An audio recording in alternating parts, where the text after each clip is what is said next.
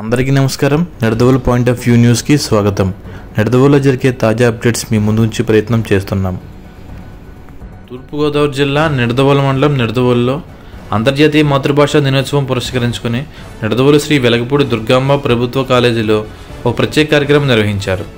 ఈ సందర్భంగా రాష్ట్ర పర్యాటక, సాంస్కృతిక, సినిమాటోగ్రఫీ మంత్రి కందుల దుర్గేష్ ముఖ్య అతిథిగా పాల్గొన్నారు.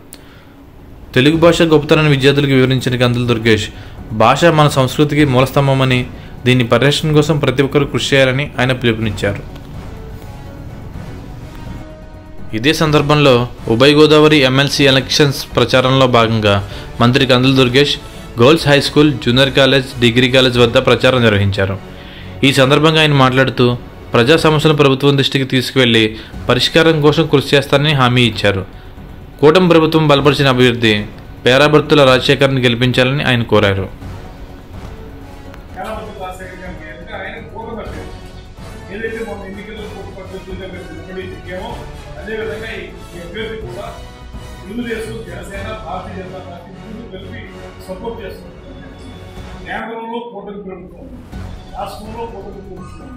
మీ పట్టభద్రులు సైనించి కూడా కూటమి అభ్యర్థికి మిగిల్చగలిగితే ప్రభుత్వంతో మాట్లాడి మీ సమస్యలు ఏమైనా ఉంటే వాటిని పరిష్కరించడానికి ఇతర అభ్యర్థులు కంటే ఎందువల్ల ఇతరులని అఫీషియల్గా నిలబెట్టుకున్న అభ్యర్థి కనుక అతను కొన్ని సమస్యలను పరిష్కరించాలి.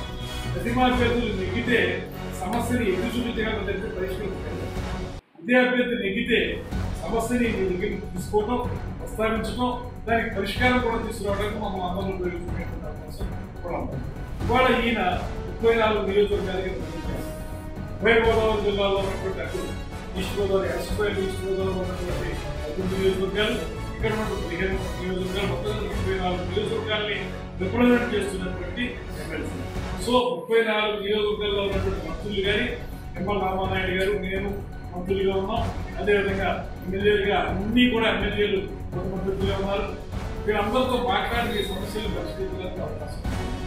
రెండోది, ఇవాళ ప్రభుత్వం అధికారంలో వచ్చినప్పుడు ఈ కూటమి మీరు 1వ తారీఖు జీతాలు వస్తాయా రావాలని ప్రభుత్వం 100% కూడా మాకు ఆర్థికపరమైన ఇబ్బందులు ఉన్నప్పటికీ కూడా చదువు చెప్పేటువంటి ఉపాధ్యాయులకి 100% మనం వారి 1వ తారీఖు జీతాలు ఇవ్వాలని చేపడుతున్నాం. మీరు గత ప్రభుత్వంలో చూసారు, 7వ తారీఖు ఒకరికి వచ్చేది, 10వ తారీఖు ఒకరికి వచ్చేది, 15వ తారీఖు ఒకరికి వచ్చేది. ఆ నెలలో వస్తుందో లేదో కూడా మిగులుతుంది. వాళ్ళు అలా కాకుండా క్రమ పద్ధతులు ఇవ్వాలి ఆలోచించి.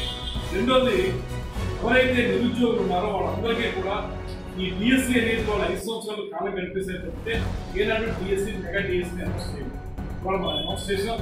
ఈ ఎన్నికల కోడ్ ఉండటం వల్ల ఆగిపోతే ఇప్పటికి ఇంప్లిమెంట్ అయ్యేది. ఎన్నికల కోడ్ అయిన వెంటనే అప్రోప్రియేట్ టైంలో డిఎస్సీ కూడా అనౌన్స్ చేసి 16,000 మంది టీచర్లు మళ్ళీ తీసుకుంటున్నానికి.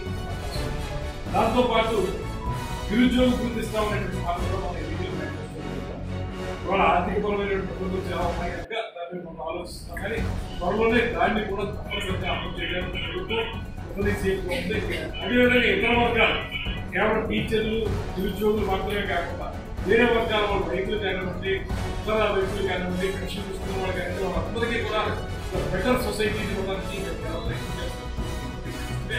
ఇలాగా కేంద్ర రాష్ట్ర ప్రభుత్వాలు చేసే అభివృద్ధి కార్యక్రమాలు మీకు కూడా చేరుకోవాలంటే, పట్టభద్రులుగా మీకు కూడా మంచి జరగాలంటే మా తరపున నిలబడిన అభ్యర్థిని మీకు ఎక్కించినట్టయితే మీకు ఎంతకాలం ఉపయోగపడే మాట మీకు చెప్పి మిమ్మల్ని నమ్మించి మీరు తప్పకుండా విషయం చేస్తామని కూడా చెప్పి మీ కూడా అభ్యర్థించవచ్చు.